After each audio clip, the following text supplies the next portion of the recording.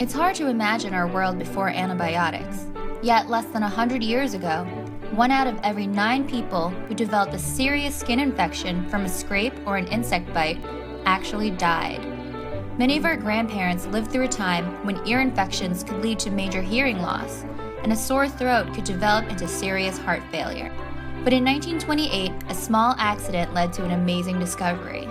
While cleaning his lab, Alexander Fleming noticed a small contamination of natural mold that killed the infectious bacteria he was studying.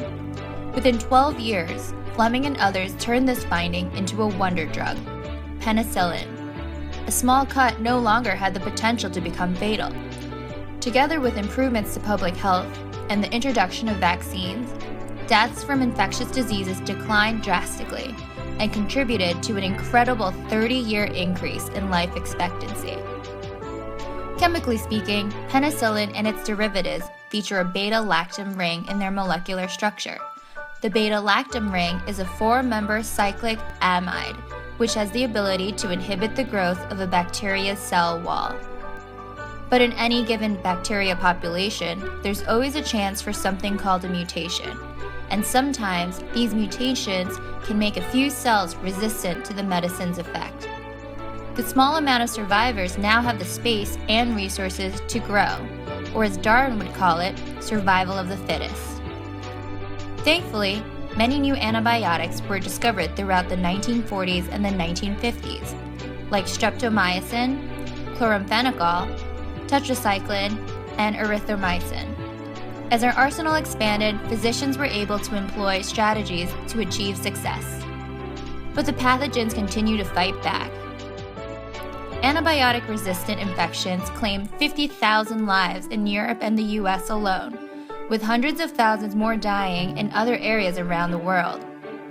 Studies project that these rates will only continue to grow into the millions without proper intervention. The more times we use antibiotics, the more we contribute to the growth of these resistant strains. Yet global consumption of antibiotics in human medicine rose by nearly 40% between 2000 and 2010. So what can we do about it? On the big scale, we can support more research. Because of regulatory and economic challenges, many pharmaceutical companies have just stopped looking. They're no cheaper to develop than other drugs, and they bring in less revenue than treatments for chronic conditions like asthma or high cholesterol. Government-funded initiatives with the private and public sector can help foster the development of new defenses.